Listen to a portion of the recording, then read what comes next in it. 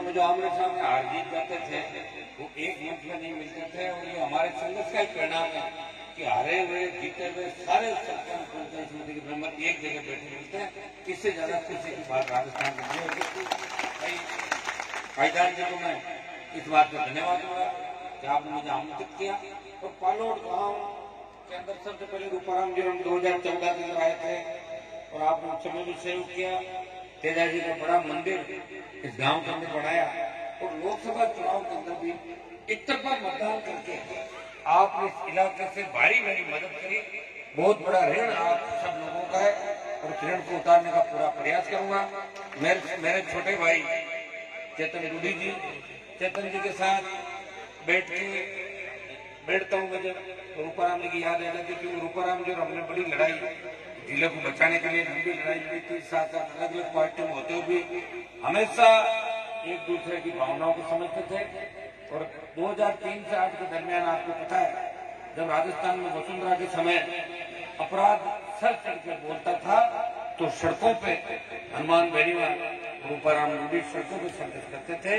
ये पूरा राजस्थान जानता है, पूरा डीडवाना जानता है। और भाइयों, मैं इतना ही विश्वास आपको दिलाता हूँ, हम सब मिलकर नए नागौर, नए राजस्थान का निर्माण करेंगे और 2024 के अंदर किसानों की सत्ता राजस्थान में आए, इसके लिए मिलकर पूरा प्रयास करेंगे। ये मैं आपको विश्वास दिलाता हूँ। मेरे से पूर्व एमएलए साहब ने लंबी चौड़ी आपकी बात भी बताई। यहाँ उपस्थित जितने भी प्रधानगण है इनको भी बधाई दूं। हमारे हनुमान जी काशी लाडनू से जो प्रधानगण है बहुत बहुत बधाई आपको। प्रेमाराम जी प्रधान, प्रतिनिधि डीडवाना, इनको भी बधाई। गिरधर जी मोला सर, इनको भी बधाई। यहाँ उपस्थित भाई जगमाल देतरवाल, सेकंड नंबर आता है टक्कर में तो दिए। अब बात एक और कोरिया के सरपंच प्रसाद, राकेश जी दारापुर सरपंच साहब, वर्तमान सरपंच परमेश्वर देवी, अपने सरपंच आ गए। अच्छा हाँ,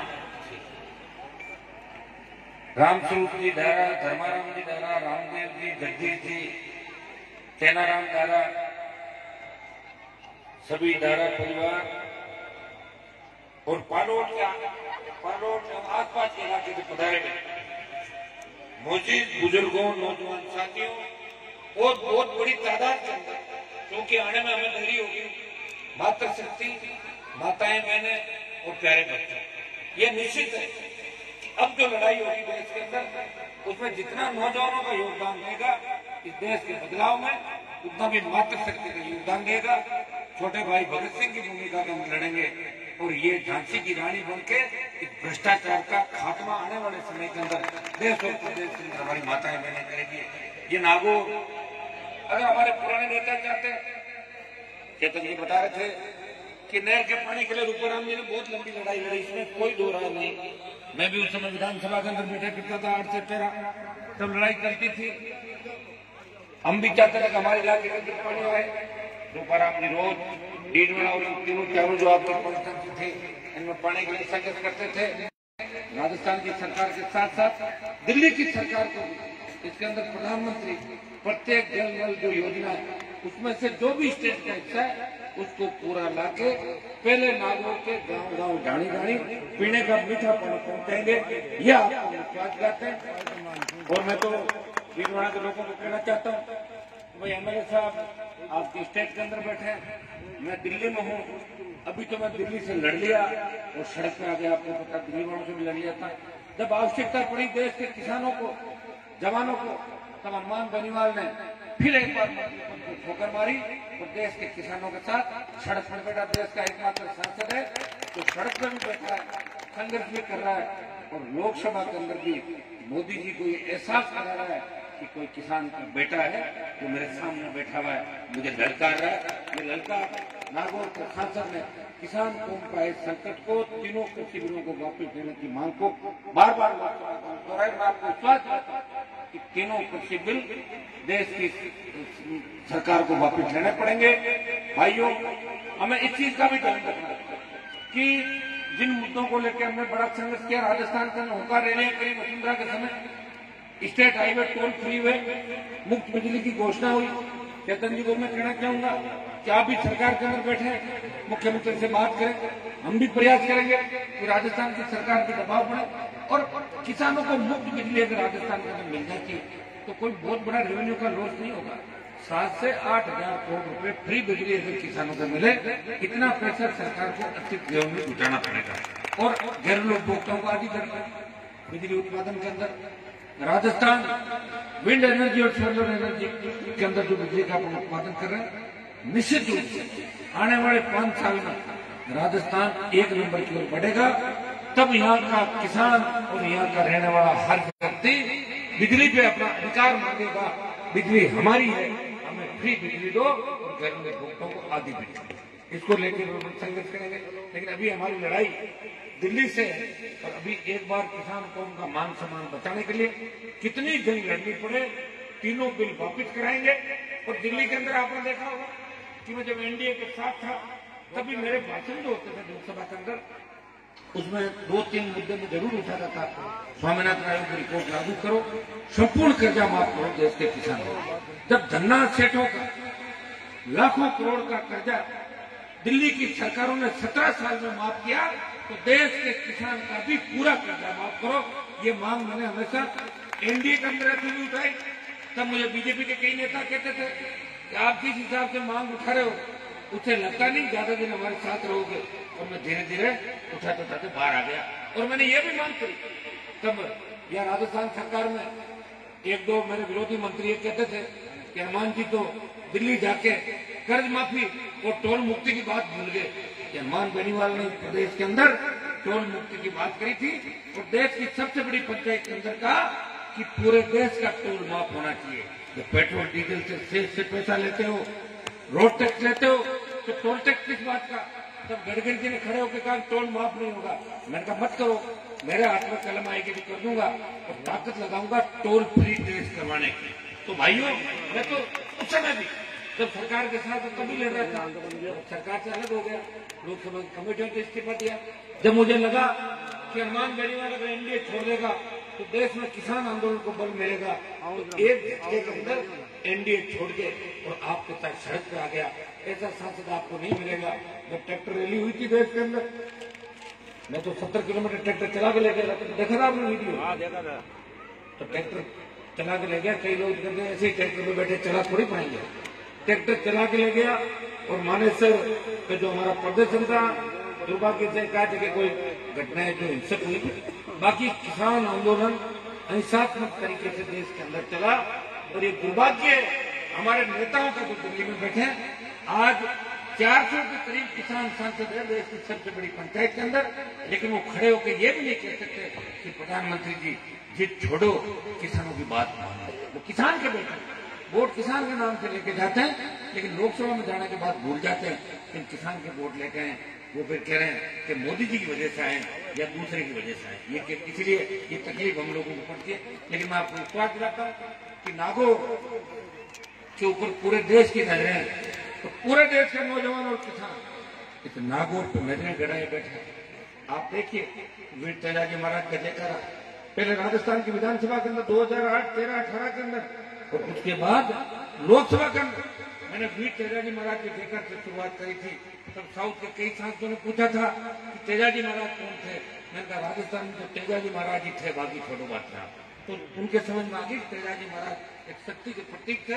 1000 साल पहले गायों की रक्षा के लिए अपने प्राण न्यौछावर किए और अपनी बात के लिए जीवन बलिदान कर दिया। तो भाई हनुमान बेनीवाल तो वीर तेजाजी महाराज की आदर्श स्थापित करने की बात कर रहा राजस्थान के।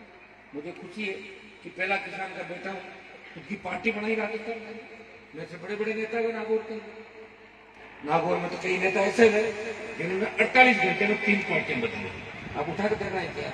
लेकिन इस नागौर का विकास नहीं कर रहा। आज भी इतनी तक धीरे धीरे शिक्षा अंतिम छोर पर बैठे गांव ढाणी के अंदर हमारी बेटियां पढ़ने लगी, बच्चे पढ़ने लगे और खुशी होती है अखबार के अंदर जब ये छपता है कि नागौर के बच्चों ने बाजी मारी, नागौर की बेटियां आगे आई। अभी भी जिन बच्चों को सम्मानित कर रहे थे, दुर्भाग्य इस बात का कि 40 साल पीछे हम चले गए। लेकिन अब आप चिंता नहीं करें, आपके एमएलए साहब भी जीवना के विकास के लिए लगे हुए। और मैं भी आपको विश्वास करता हूं कि मैं एनडीए से अलग जरूर हुआ हूं, लेकिन दिल्ली में हनुमान बेनीवाल की ताकत को कोई कमजोर नहीं कर सकता, पूरी चलेगी। और नागौर जिले के अंदर केंद्रीय योजनाओं का लाभ भी मिलेगा। और एमएलए साहब को जब एमपी बना था उस समय मैंने कहा, इनकी भी बड़ी इच्छा थी कि केंद्रीय विद्यालय यहाँ पे डीडवाना के अंदर खुले, तो इसके लिए एमएलए साहब ने प्रयास किए, स्टेट गवर्नमेंट उसमें जमीन देती है और दिल्ली की सरकार उस केंद्रीय विद्यालय को खोलती है। तो मेरे हिसाब से तो आने वाला समय 4-6 महीने के अंदर डीडवाना में केंद्रीय विद्यालय खुलेगा, परबतसर में केंद्रीय विद्यालय खुलेगा, नागौर खियमसर में एक केंद्रीय विद्यालय और खुलेगा।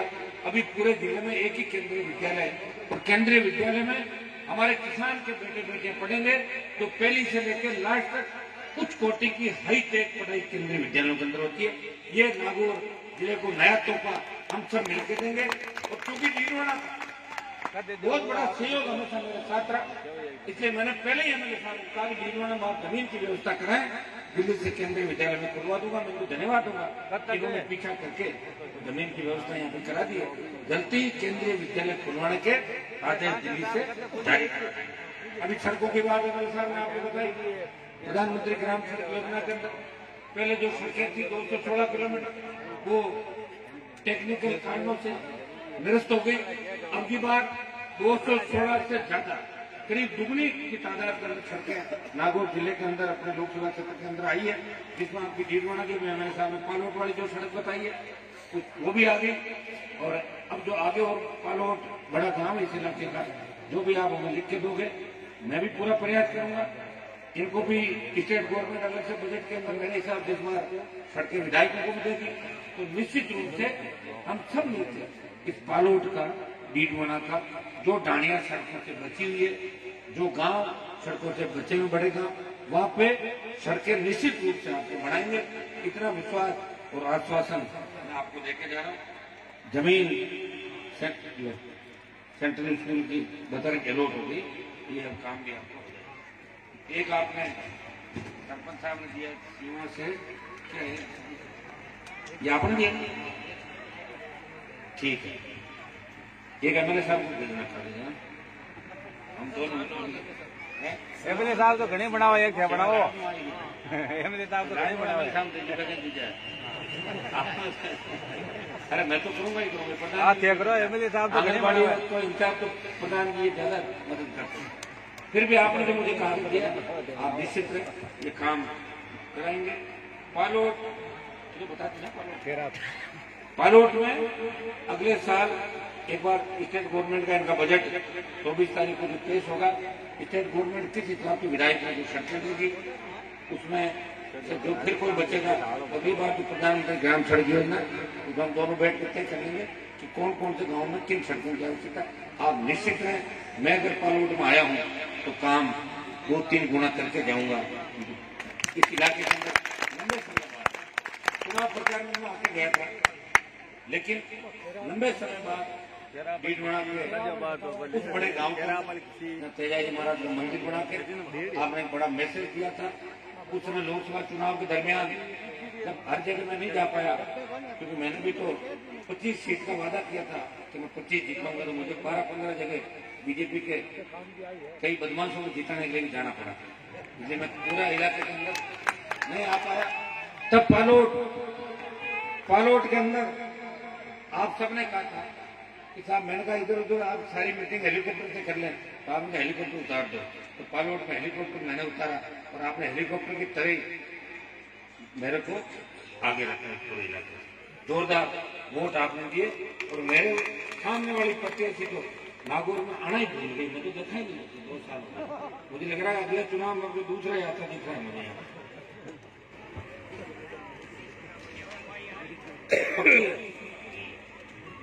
पढ़ाई कहीं जांच में जेल में ला दिया। अभी एक बार किसानों की लड़ाई लड़ रहे हैं, अभी आपको जीत कराएंगे और उसके बाद जो लोग बदमाशी कर रहे हैं देश के अंदर, उनको भी ठीक करके और उनके पीछे भी दौड़ाएंगे लोग, जिन्होंने कपड़े घोटाले किए प्रदेश के अंदर। देश बहुत बड़ी खुशी हुई कि आप लोग सब मिले और इस मंच पे हम सब एक अभी जो दिल्ली की लड़ाई लड़ रहे हैं उसमें हम सब एक होकर दिल्ली के खिलाफ लड़ाई लड़ रहे हैं। और मैं आपको इतना ही विश्वास दिलाता हूँ कि हनुमान बेनीवाल को आपने अगर सांसद बनाया तो निश्चित रूप से नागौर का मान और सम्मान देश में बढ़ा। अरुणाचल प्रदेश से लेकर तमिलनाडु का एमपी, हर एमपी नागौर का एमपी कौन है मुझे जानता है देश, हर एमपी राज्यसभा और लोकसभा का। ये भी बड़ी बात है। कभी गए हो तो मेरे को 1.5 साल हुआ, 1.5-2 साल में 6-8 महीने कोरोना के अंदर चले गए, फिर भी हम लड़ते रहे, संघर्ष करते रहे और नागौर को केंद्र की योजनाओं से जोड़ने का पूरा प्रयास हमारा रहेगा। और अगर आंदोलनों की आवश्यकता पड़ी तो फिर नागौर की धरती से हुंकार भी करेंगे। बेरोजगारी भत्ते से लेके रोजगार से लेकर जो जो मुद्दे, चाहे वो दिल्ली की सरकार को, स्टेट की गवर्नमेंट को, उन सब मांगों को पूरा करने का प्रयास करेंगे। इस क्षेत्र का तो मुझे 2014 के अंदर जब मैं था तभी डीडवाना से आपका जो 4थे नंबर का सहयोग था नागौर, खींवसर, नागौर, जाइल, डीडवाना, मकराना, उस समय भी यहाँ से वोट अच्छे मिले थे। लेकिन कुछ कारणवश लास्ट 2 दिन में वोट चेंज हो गए। वो अपना टारगेट था वो तो अपने उसने पूरा कर दिया था, बस जिसको भगाना था भगा दिया था। और 4-5 साल और लगे इस प्रदेश को, इस जिले को बर्बाद करने वाले लोगों को भगाने के लिए। तो 19 के अंदर वो सब आपने मिलकर पूरा किया।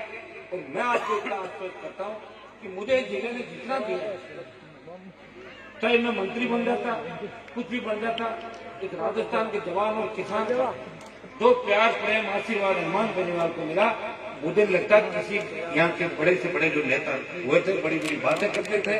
लेकिन हमें पता है कि आज से 30 साल पहले, 40 साल पहले मैं विधानसभा के अंदर था तो मैं पूछता था, आप बताओ क्या नाथुराम जी ने कुर्सी बाहर फेंकी कभी? तो बोलते कुर्सी तो फेंक नहीं सकते, बिल्डिंग होती है ना, कुर्सी नहीं फेंक सकते। तो बोले साहब यहाँ तो नागौर में तो आप ही हो जो 5 बार निलंबित हुए इस राजस्थान की विधानसभा से, 5 बार निलंबित आपके लिए बात। हनुमान बेनीवाल का नाम रिकॉर्ड है और लोकसभा से मुझे लग रहा है कि मैं निलंबित होने वाला ही हूँ पूरे, तो लड़ूंगा तो क्या होगा, निलंबन ही होगा। लेकिन आपका नाम होगा, मान और सम्मान होगा। झूठ नहीं बोलेंगे। लोगों ने कहा बाप यहाँ करती है, नौकरी तेरा करती, काई करती, बताओ मान क्या करती है, पीने को पानी पीने, हर जगह जावा तो कागजा को जावा गाड़ी भरी जाए ऊपर। हर व्यक्ति काम चाहता है। नागौर को जगह दिया, ये लोग कह रहे हैं आपने क्या दिया? हमने ये दिया कि आपको जगह दिया है। आप नेताओं को पूछ के तो काम का क्या हुआ? पहले पूछते थे क्या? 30 साल 20 साल पहले नेता आते थे, 15 साल पहले उनका चिन्ह आता था, कांग्रेस का चिन्ह आ गया, भाजपा का चिन्ह, उसको वोट डालकर नेताओं को जिता देते थे। भाइयों ये हमने ही लगाया, लड़ना सीखना और प्रदेश के जो बड़े बड़े अपराधी थे उनको रास्ता दिखाया। और ये तो राज हमारे आसपास नहीं आया। जिस दिन राज के आसपास बैठ गए ना, उस दिन आराम से फुटबॉल खेलना, इच्छा हो तो गोल जैसलमेर के किले में कर देना और इच्छा हो तो वसुंधरा के महल में गोल करना फुटबॉल का। कोई आपको मना करने वाला राजस्थान के अंदर नहीं होगा। उसके लिए हमें और ताकत की आवश्यकता है और लड़ाई की आवश्यकता है। मैं तो पार्टी बना के जब लड़ा राजस्थान के अंदर तब मैंने मेरे लोगों की बहुत चिंता की राजस्थान के अंदर। मैंने कहा मेरी पार्टी का कुछ हो या नहीं हो, लेकिन मेरे भाई कम नहीं पड़ने चाहिए, मेरे भाइयों की संख्या राजस्थान में बढ़नी चाहिए। तो भाइयों की संख्या भी बढ़ाई और बदमाशों की संख्या भी राजस्थान के अंदर घटा दी। और भाइयों फिर आपने मुझे दिल्ली भेज दिया और दिल्ली भेजा जब आपको आवश्यकता पड़ी। मुझे बहुत लोग कहते थे एनडी क्यों नहीं छोड़ रहे? छोड़ दिए एनडी। अब आप कहोगे लोकसभा का पद भी छोड़ देंगे। उस दिन मैंने कहा था लोकसभा के अंदर तो 3-4 बीजेपी वोट वाले बोले कि अभी का भी दो। मैं अभी का भी क्यों दो? तुमने कोई मेरे घर बनाया नहीं।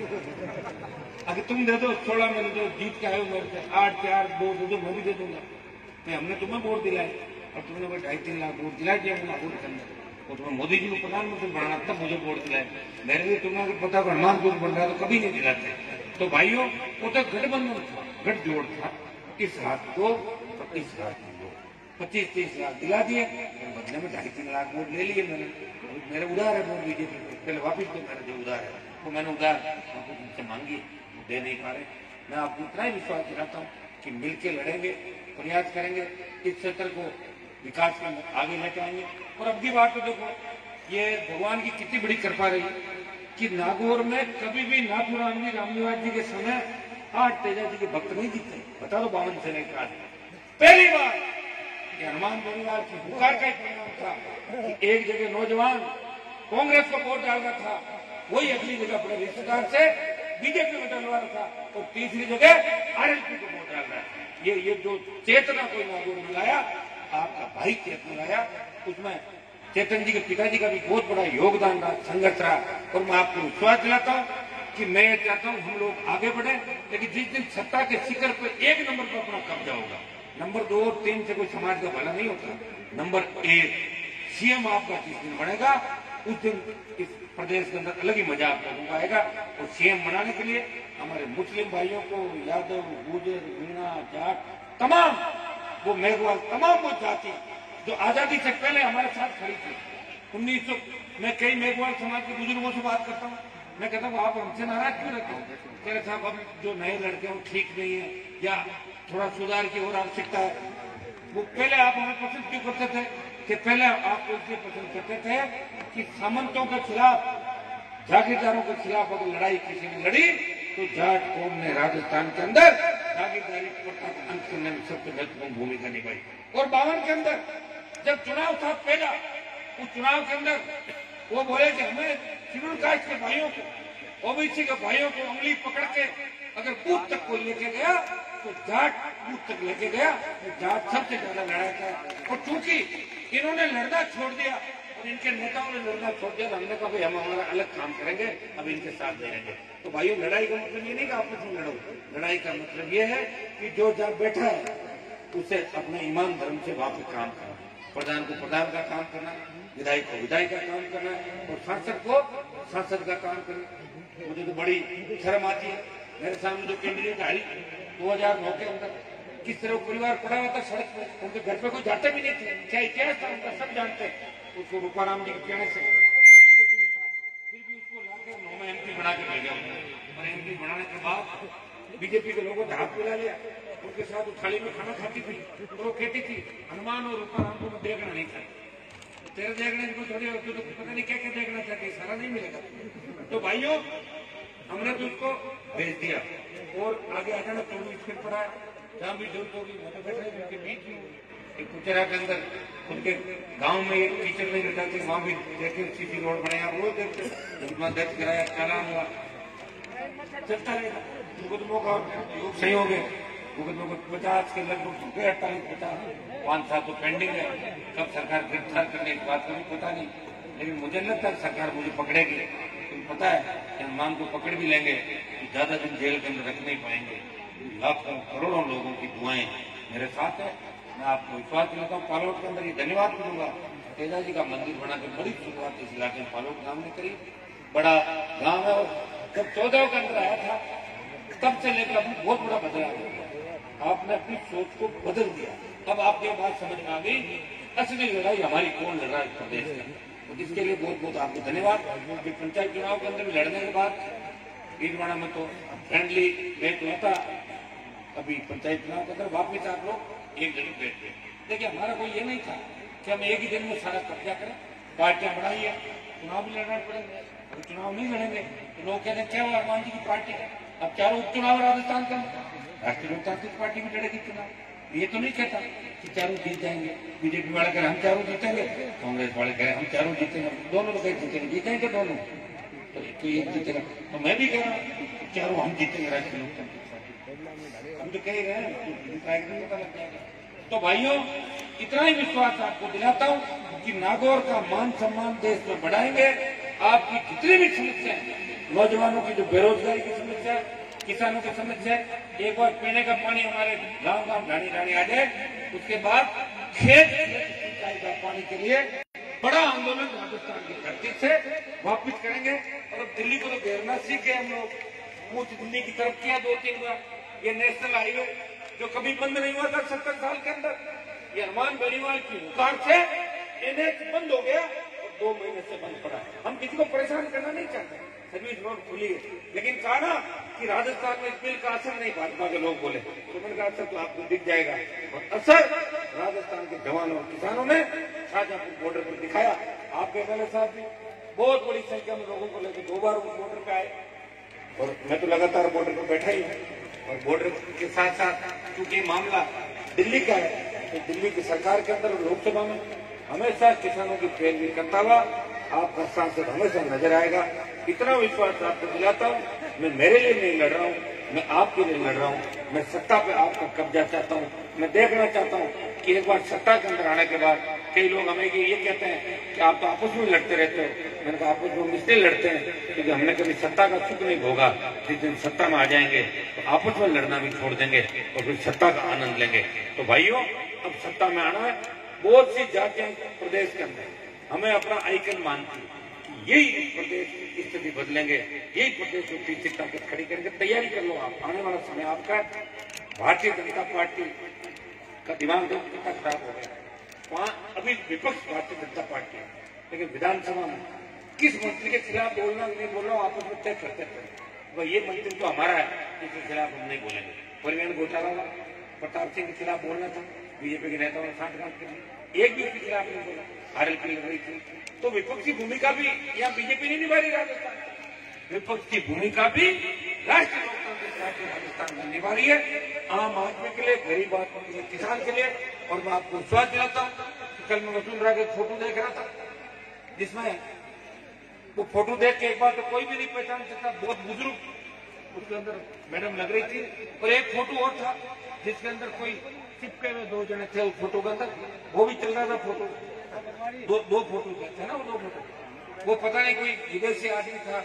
अब बताओ, इस तरह जब हम फोटो देखते तो हमारे मन में क्या गुजरते हो कि आप बताओ, घर में बैठते हैं और आजकल के सोशल मीडिया का टाइम है, हर कोई देखता है उसको, बार बार देखता है, तो हमें नीचा देखना है।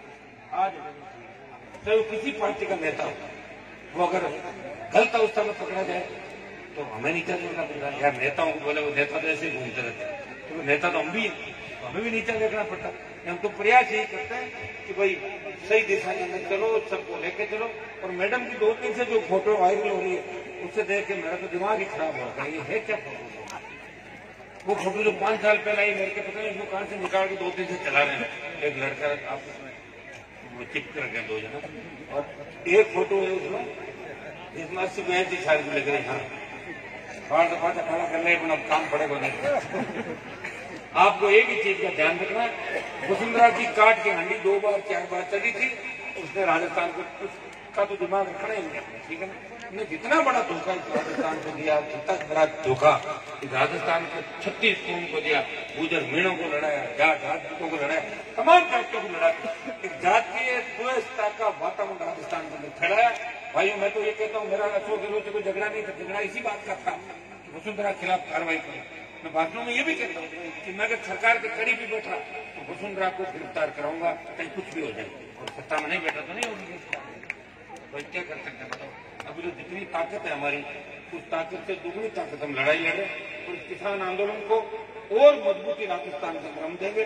धीरे धीरे धीरे धीरे अभी आप भी शादी ब्याह के सीजन के अंदर बिजी थे, सब लोग काम काज कर रहे थे, इनके भी विधानसभा चल रही है, लोकसभा चल रही है। हम तो लोकसभा और विधानसभा के अंदर हम दमखम दिखाएंगे। उसके बाद सड़कों पर फिर आवश्यकता पड़ी तो लाखों की तादाद के अंदर दिल्ली कूच करना पड़ा, दिल्ली कूच करेंगे, प्रदेश की सड़कें जाम करेंगे, हाईवे जाम करेंगे और किसान कौम का मान और सम्मान वापस बढ़ाएंगे। ये मैं भरोसा आपको दिलाता हूँ। पालोट के अंदर पुनः आपको बहुत बहुत धन्यवाद। और पालोट के अंदर कुछ एमएलए साहब बड़ी पंचायत में ध्यान रखेंगे, लेकिन मेरी तरफ से भी आप लोग मिलकर बता देना। अभी बजट खाते के अंदर आया नहीं, लेकिन ज्योति मिर्जा 5-6 करोड़ रुपए खर्च करना भूल गई थी, नींद आ गई थी उसको, वो मेरे खाते में पैसा आ जाएगा। तो मैं 10-10 लाख रुपए पालोट के अंदर भी देने की घोषणा कराऊं। पालोट पंचायत के विकास के लिए 10 लाख रुपए आप 5 आदमी तय करके बता देना क्या काम कहाँ कराना, वो जल्दी आपके यहाँ भी पालोट में दे देंगे। माताएं मैंने बैठिए, आप चिंता नहीं करें, इन बच्चों का भविष्य सुरक्षित है। आने वाला समय आपका राज पे कब्जा आप लोगों का होगा, इतना भरोसा हम आपको दिलाते हैं। बहुत बहुत आपको धन्यवाद है, मेरे साथ बहुत धन्यवाद कि हमेशा क्षेत्र में विकट परिस्थितियों के अंदर संघर्ष करते रहें और इसी तरह आप आगे बढ़ते रहो। क्योंकि रूपाराम जी के बेटे हैं, तो मैं तो इनके बारे में इतना कहने देता हूँ। रूप जी हमारी तो बहुत बड़ी जोड़ी से हमने लड़ाई यहाँ पे लड़ी, और जिन लोगों ने नागौर को खराब किया उनको घर बिठाने का प्रयास हमने पूरा किया। करीब 98% को बिठा दिया, 1-2% बचा हुआ है। आगे समय हमारा पास चालू है, वो भी काम आपके लिए पूरा करेंगे, चिंता मत करो। तेजाजी महाराज का जयकारा लखनऊ तक भेज दिया तो पूरे देश के अंदर चलेगा। बहुत बहुत आपको धन्यवाद। जय हिंद। बहुत बहुत धन्यवाद एमपी साहब। ये थे हनुमान जी बेनीवाल। और अभी